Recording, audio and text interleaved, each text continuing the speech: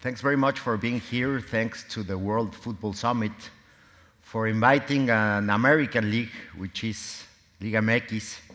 It is very important for us to be here with you because we want to introduce our league, which is one of the most important leagues in the world. I have some numbers that help us illustrate the volume of the league, the size of the league, and also the projects that the league is now developing. What's the estimated value of Liga MX? Liga MX is around $2.4 billion, and this indicator is built by intellectual property, infrastructure, and the value of the teams. We generate around 188 million fans in the world, mostly in North America. We organize 3 leagues in Liga MX. We organize the 18 teams first division, the 17 teams second division, which is called expansión, and now for 5 years in a row, we have 18 teams of the women's league. We are the only league in the world, and we were watching the last panel. We are the only league in the world that generates a mandate for every team in order to have a women's team. We have 18 teams, and we have been developing this league for 5 years in a row. And for instance, the Mexican Liga Femenil is the first league in terms of social media followers in the world. That is amazing. This league is growing very fast, and it is one of our best and most celebrated properties. We generate around 1,000 games a year in the 3 divisions. You can say that a total number of players in one day of Liga MX is around 1,700 players.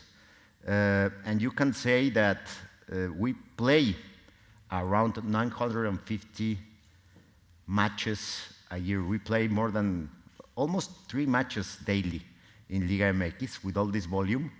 We are the 6th place in the world in attendance to stadiums, and we are the 10th place in the world in terms of value. We have 242 million TV viewers. This is 2019, before COVID, and now we are around that. We have 15.5 million followers in social media. We are the 3rd place in the Mexican industry in terms of followers in social media. And this is, I think, a unique phenomenon in the world.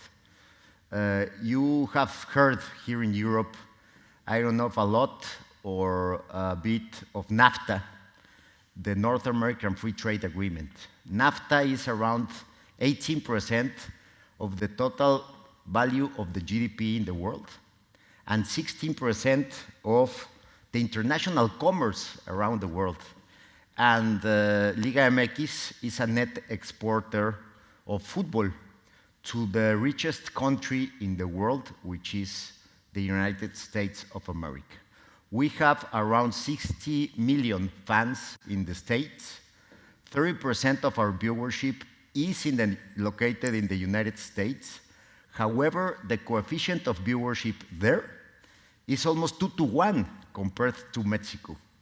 We have our fans in the US, for instance, have a GDP per capita of 700 times more than our fans in Mexico.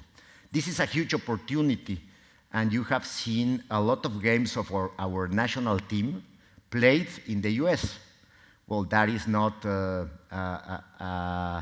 an element of surprise, because whenever the national team of Mexico plays in the US, they generate 7 times more income compared to a national team played in Mexico. That's huge. We are the 7th league in the United States in terms of popularity, and we have almost 70% of our fans in the US are non-Hispanic, if you consider that as a second or third generation that have born in the United States. So that's very important for us. And if you divide the American territory, you can say that, for instance, in the South, we have more viewership and more fans than boxing or hockey, or maybe MLB in some cities in Texas or some cities in the south of the country. Obviously, in the Pacific side of the country, we have 26%, and in the Northeast, we are very close to the average. And what happens with the viewership, the TV viewership? We are the most viewed soccer league in the United States. We double the ratings of MLS. We triple the ratings of La Liga de España. We triple the ratings of the Premier League. So those numbers are very important for our projects and our development. We played a couple of months ago a huge game in Los Angeles. If you go to Los Angeles, we have a lot of Mexicans in this room, but if you go to Los Angeles to watch a soccer game, you will feel like you are in Mexico City. Los Angeles is the second city in the world with more Mexicans. So we played there, America against LAFC in the same day, and Chivas against Galaxy. And we generated more attendance in the SoFi Stadium, which is huge and beautiful, than the Super Bowl, or the last Super Bowl. And in terms of viewership, our ratings were around 500,000 in the US, if you add it. That's why I want to present, for the first time here in Europe, a unique tournament. We were hearing some top executive of UEFA half an hour ago, and he was talking about the problems that they had with Super League, no? Where the richest teams in Europe decided to play a tournament, and that tournament lasted around 12 hours or something like that, no? It was broken by the governments, by the political parties. And when we watched that from North America, we decided to tell FIFA and CONCACAF to reinforce the area, combining two leagues that represent 99% of the value of CONCACAF, MLS and Liga MX. And we started a very important negotiation, MLS and Liga MX, with CONCACAF in order to incorporate a unique and historic competition that is going to start in the summer of next year. That competition is Leagues Cup, and that competition represents 1 month of the year, 78 matches, almost 50 teams from North America, all the teams of MLS, all the teams of Liga MX, in a World Cup modality that it's going to generate the combination, and we could say the merge of these two leagues. And what's the main strength of this competition? It is an official competition from FIFA. The winner of this competition, of the Leagues Cup, will go directly to the fourth round of the La Liga de Campeones de CONCACAF, of the CONCACAF Confederation Cup. And if you win Leagues Cup, and then you win in CONCACAF 5 matches, you can go to the World Cup of Clubs. So that's very important, and I have some elements of example in terms of benefits, but I think the most important is that during a month in the year, we will generate an attendance of almost 1.3 million persons in these 78 matches. What is the level or the size of Liga MX in the world? We are according to Transfer Market, Liga MX ranks 10th in the world in average squad value. That is the size of our league. And what has been recently our strategic plan? First, I was appointed president during the worst phase of the COVID. My appointment was in December of 2020. In 2020, you have to remember that mostly all of the leagues suspended their activities. We have to cancel our tournament in May 2020, and the status of those times were we had zero income from the game day. We were reduced drastically in terms of income coming from commercial parties, from sponsors. And obviously, the only thing that the league could do was to reopen on TV as of June of 2020 our games, but with the doors of the stadiums closed. We generated a deficit of around $250 million during the pandemic. So we had to generate a strategic plan that has to be balanced on the economic side, on the sports side, and obviously to reinforce our corporate governance. We want great entertainment. We have to change the role, and this is the perfect place to explain this phenomenon. Whenever you hear Liga in Europe, you cannot confuse the model if you talk about Liga MX, because we are very different in one side.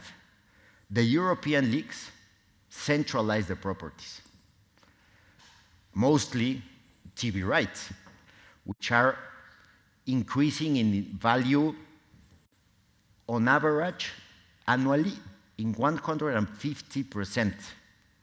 I have to put an example. For instance, Liga Premier closed a deal in the US for their TV rights in more than $1 billion. That's huge. And that grew 150% related to the prior deal that they had. So we do not centralize the TV rights. And our authority is very different than, for instance, Mr. Tebas. Mr. Tebas has a basket of $2 billion. So he can generate very strong conditions in terms of the practice of the game, of the infrastructure.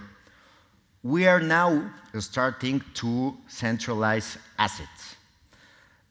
So what's going to be our first step? I was talking with Carlos of Tigres, which is a great team of ours. And I say hello also to Israel from Grupo Orlegui, that they bought a couple of Spanish teams from the Smart Bank League.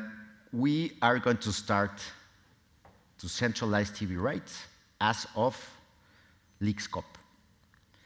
What happens when you combine leagues? You learn a lot about what the other league generates in terms of value of corporate governance. And this is a great example, because if you look at MLS, it is an NFL with the same characteristics. They were born united. They were born centralizing assets, and their regulation regarding players is the same as the MLB, as the NFL. They have a salary cap, and they have a union of players. We don't have a salary cap, we don't have a union, but we do not centralize. Our aim is to continue centralizing the TV rights and other assets by means of going from organizer of games to an asset broker. If you see Bundesliga, if you see the Premier, if you see La Liga en España, they are not football organizers. They are media companies. And sometimes the Premier League value, the Premier League value, quadruplicates the value of the broadcaster. Imagine that, that's incredible. So we want to do that, because I believe that the main purpose of a league has to be to generate value for the teams. We have heard a lot of executives of leagues, of FIFA, of UEFA, talking a lot about their tournaments, their competitions, but they never talk about the most important thing in football, which are the owners of the clubs. Because the owners of the clubs risk their investment in order to generate football. You cannot imagine a World Cup without clubs, because clubs pay salaries, clubs generate the capital in order to sell the sport, commercialize the sport, and we don't have to forget about that. Let me tell you what we're doing in terms of capitalization of our properties. We are switching from a limited amount of sponsors to open slots for new ones, to generate more income coming from new properties which are digital. We are now selling our NFTs, we are selling our fan tokens, we are selling our esports. These are the two negotiations that we generated last year, first with our naming partner, which is BBVA. We increased 5.2% in terms of income. However, we generated a huge deal with Konami. We had a prior developer of e-games, which was paying us very little money, and we were able to increase our income from that contract in almost 250%. So now we have our e-game, which is free. The access with Konami is open to every mobile phone, and I think the game is very competitive. In terms of sports, what happens when you have more income? You can generate better sports. No? I don't see a poor league competing in sports terms with anyone. There is a very strong correlation between, in football, between income and winning titles. And that is repeated in the leagues, that is repeated in national teams. Wherever you see more investment, you will see more quality in the game. And we, when we arrived in 2020, the diagnosis of effective match time in Liga MX was of 47 minutes out of 90. That was very low compared with Europe, for instance, is 56. And we have been evolving and increasing that number, and now we are in 51.43. This is based on an analysis of every week, every match, every competition, as you can see. And I think that we will close this current tournament around 53. That's going to be very important for us, because this is the product that we deliver to our consumers, which are very important. In terms of internalization, I have to tell you that several very positive things had happened in our league since the 60s. I remember I was born in 1975, a long time ago, around here. You went to a football match, and before that, you had to watch a game of the youth teams of both teams that were playing that day. And that was very impressive, but we had very few players from youth forces. We had 77 only. This was the most important step in the history of the Mexican football in terms of developing youth. In 2009, the Liga MX created the under 17 and under 20 categories. And then in 2010, they created the under 15 and under 13. And now we have almost 2,500 players in both, in the 4 categories, compared with 77 in the 70s. And what happened in that time? We were able to win 2 under 17 World Cups, and the gold medal in London, and the bronze medal in Tokyo. If you work with youth forces, you will generate value. But what happens when they become professionals at 20 or 18, 19? The problem in our league is that we pay more at that age than the European leagues. So now we have 32 players in Europe. The US has 220. Brazil has 1,200. Argentina has 700. So what happens in the World Cup? In the 5th game, you will have to play against Spain, Germany, Italy, Brazil, Argentina. And they have the key players of the key teams in the key leagues in the world. The problem of Brazil's trainer is that he has in every position the key player from Juventus, from Real Madrid, from Barcelona, from Manchester. He has a happy problem. We want to have a happy problem, and we have the material to have a happy problem, but we have to export more. And this year, we have signed agreements with La Liga, Bundesliga, and Serie A in order to generate more operations of exporting players to those leagues. And as of today, during this year, we generated 9 operations. That is the highest record in our history, and we are going to continue with that activity because we need more players.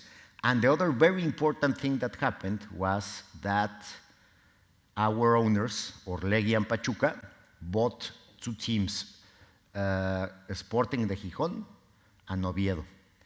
And they automatically generated 3 export of Mexican players in 2 weeks. That's very important for us, and I think that has to continue, Israel, please, because we need lots of more players in Spain. We have generated, I think, not in the best rhythm that we wanted, but we have finally generated financial fair play in Liga MX. As of last year, every team in our league has to generate an mandatory compliance with economic control guidelines, and now they have to submit their audited financial statements. That's history in Mexico. And now the league has a very specific report, a breakdown of income and expenses of every team, including Expansión, 3 times per semester. And that is very important for us. What have been the outcomes of this strategy, of this package of actions?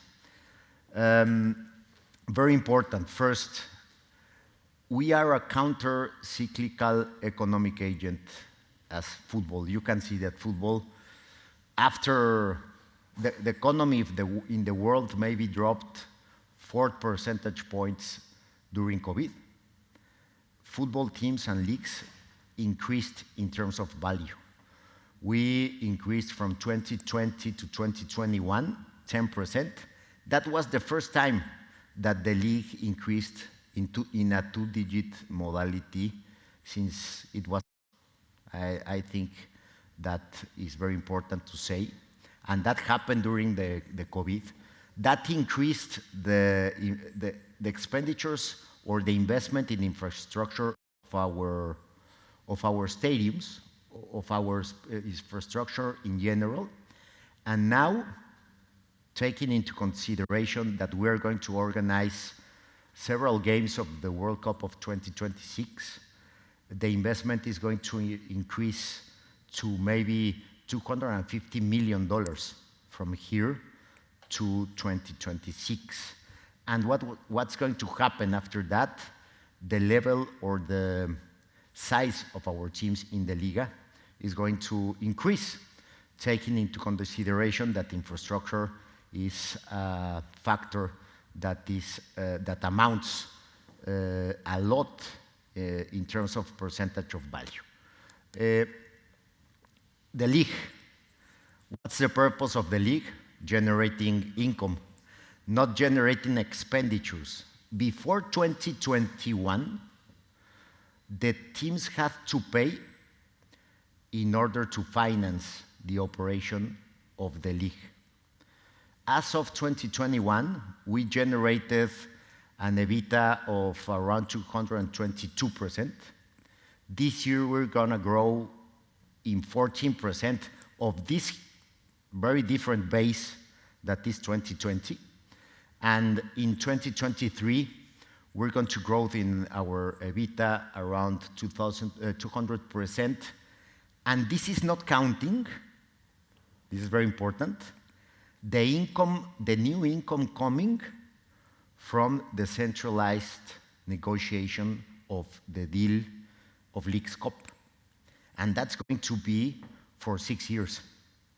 So maybe in the following year, the Liga MX will generate that huge step that we needed in order to change our scale. This is a matter of scale. If you add Liga MX with MLS, we almost duplicate the value of Copa Libertadores. That is very important. Between Mexico and Brazil, we explain 80% of the value of the clubs in Latin America, without counting MLS. So I think that that's going to be key. How much are we going to receive for the next 6 years in TV rights, knowing that the TV rights are the most valuable thing now in the industry? Because you have an open battle now for TV rights between what? Streaming, which is a subscription scheme. Open broadcasting, that have to commercialize the teams and the matches in order to sell them, the traditional scheme. And cable, which is, I think, going down to the streaming. No? The same rhythm that the streaming is increasing, in the same rhythm, cable is decreasing. So this is the last slide. If I have enough time to open to questions, let's do that. This is the last slide. What happened to our league and to football during the pandemic? We had a decrease in terms of popularity from 2019 to 2020. of almost 2 percentage points. After that, from 2020 to 2022, we grew 3 percentage points in popularity, considering, I think, two factors that were historic. Cruz Azul, which is one of the biggest teams in Mexican popularity, won the tournament after more than 30 years. And that was very important because the bullying to the fans of Cruz Azul was daily, was popular. You have in the social media a lot of bullying to Cruz Azul. No? If you ended in whatever competition in second place, you would have been told that you were Cruz Azulating. No? I don't know if that's the translation. So we can export that phrase here because in 30 years, it was the team that generated the majority of the second places in the tournament. So don't Cruz Azulate, please. You have to win. And they won. And then Atlas, Israel was the sporting director in Atlas. No? He has to tell us what they did, because Atlas was, for 70 years, playing Liga MX without being champion. And they made 2 titles in 1 year. So now they are bicampeones, they are vice-champions, so the popularity of the league as a whole increased historically. And the other phenomenon, which is the Women's League. They were born in 2018 with a popularity of 43% of the Mexican population, and they grew 23 percentage points from 2018 to 2022. I will end my presentation talking a little bit more about the Women's League, because we saw several panels, and yesterday we saw a panel that mainly said that the Women's League is a very good investment. No?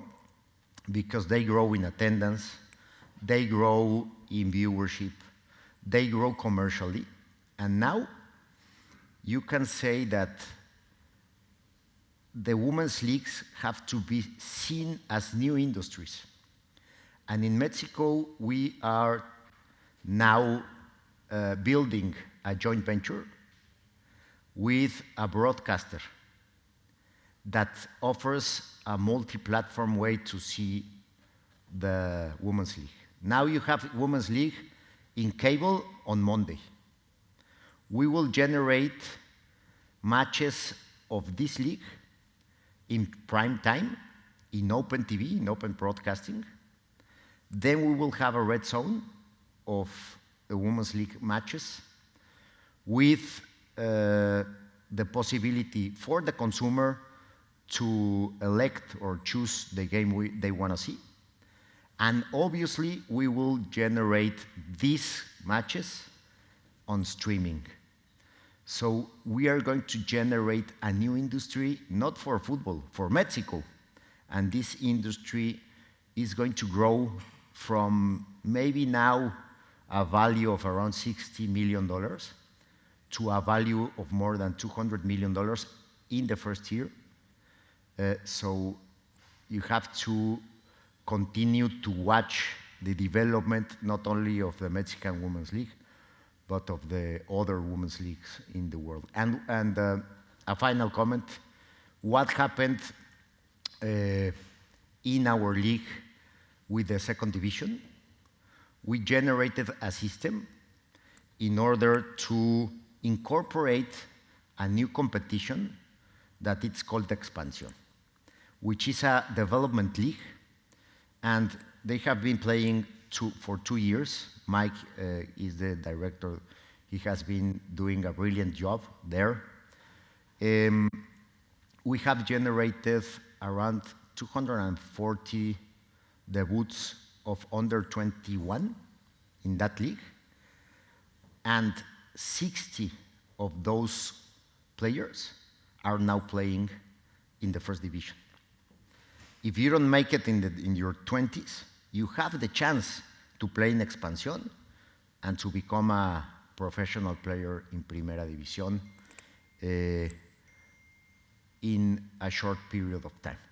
So I will conclude saying that we are in a very interesting phase of development in our league that was incorporated in 1923. We are evolving in terms of size, and I don't see why not in the following years, considering that we are going to host the World Cup, I don't see why not with MLS, we will going to be on the top 10 or on the top 5 of the leagues in the world. If you want to make any question, I am free. I don't know how many time do we have, but the floor is open. Thank you.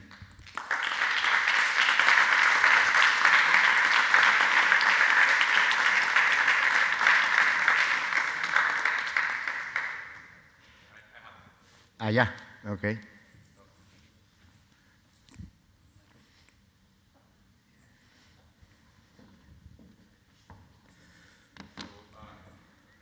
You mentioned, is it working? Yep. You mentioned in the Leagues Cup with the United States happening next year, 2023 summer. Is it gonna be like a yearly thing? Because on summers normally there's tournaments for the national team. So I don't know if it's gonna happen like if it's a League Cup between the two leagues. In summer, it should be, I don't know, every 2 years, each year. Is it happening? I don't know. That's the question. Like, how is it going to happen? We chose the 4 weeks in summer where you cannot find, or it's very difficult to find, games of leagues in the world. So this is going to take place during the last 2 weeks of July and the first 2 weeks of August. And this is going to happen every year for the following 6 years. And we have the chance for 2 more. And as I said, it is an official tournament, so we will have the best players of our leagues playing there. Thank you.